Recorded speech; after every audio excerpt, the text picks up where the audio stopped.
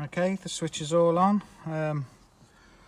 Ended up, the bottom screw's not, trying to get the screw to, the bottom one's not too bad to do, the bottom screw, you can get that quite easily. The top one, what I ended up doing was taping a crosshead screw to the screwdriver and getting, so my head was right under there, so my head's right next to the brake pedal, looking this way, and then sort of push the switch in and then just put the top one in, did the top one, then did the bottom one up.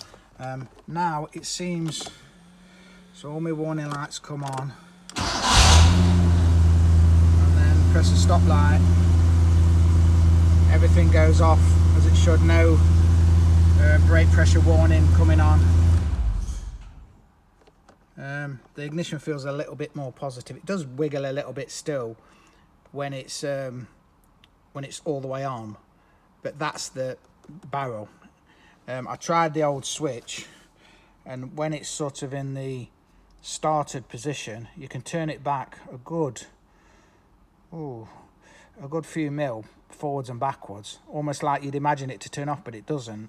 Whereas a new one, once it's in the on position, doesn't really move much. It kind of fixes in there. So I'm hoping that might possibly cure some of my temperature and fuel gauge issue with that going up and down, because whether these feed that as well, I don't quite know how it all works. There's a lot of connectors on there, so clearly it's not just for the starter. I don't know what all the others do. One of them obviously does that brake warning circuit, the pressure circuit, so maybe they all tie into different things, but it wasn't a bad job at all, to be honest. Once you're in the position upside down, you probably want to put a cushion on there. If you've got a nice padded coat, put it on there, and it's not too bad. That's what I did. Once you're in there, it's not horrendous. But like I say, this one does work, so I'm going to keep this in the glove box just as a spare, because if your ignition does fail, like I say, you can 2 posi screws to take that cover off, and you can pull the connector off and just put a screwdriver in there and start it, as long as you've got your key.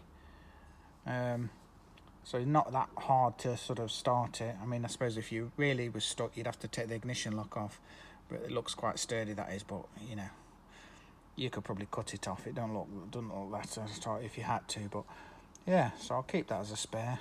But yeah, that's a little job done. Quite happy with that. Just thought I'd give you an update to tell you it did actually work. But yeah, it's a bit of a faff, but well worth doing for the price of it, just for the peace of mind knowing that it's a new one. Because I just dread having to try and push this off the road, even if it did break down. It's so bloody heavy. But yeah, as long as that brake pressure light don't come on again, then that tells me there's no wrong with my brakes. I don't think there is anyway. I'm pretty sure there's not, because I did check around everything. One thing I have noticed is, I think my brake fluid reservoir's got a little bit of a hole or something, a crack in it, because I've topped the fluid up, because I had this issue of changing the brake, tightening up the brake pressure switch after I put it on, because it kept looking damp and there was like drips coming off it. And then I cleaned it all off, and then after a while it seems to just stop it. It seemed fine, completely fine.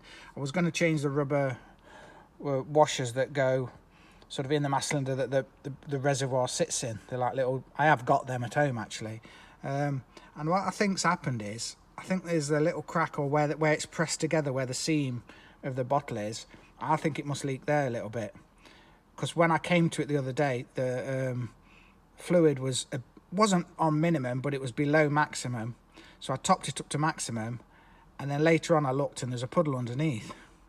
So I'm not too fussed about that, to be fair. I'm not going to try and get another one, as long as it only leaks if you know, as long as it doesn't leak past the minimum, which it's clearly not doing, because I'm not getting no warning light on, and I've checked and it's not on the minimum.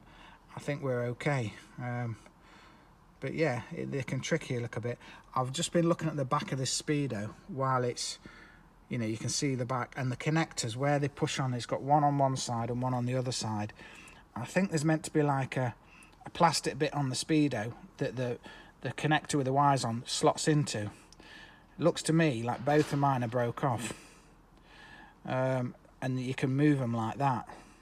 That's probably part of my problem. So I think not only do I need probably a new circuit board, which I'll probably end up getting one, but I possibly need the white part, the plastic part of the speedo as well, because obviously if you just push them on the circuit board, they can do that. Looks like someone's tried to glue them so they don't do that. They can do that, and eventually it'll break the circuit board. I would imagine that's possibly what's going on. But yeah, time to go home now. While I fix something, I'm going home before anything else breaks. Normally it's fix one thing and it creates another problem, but on this occasion so far so good, so I'm quitting while I'm ahead.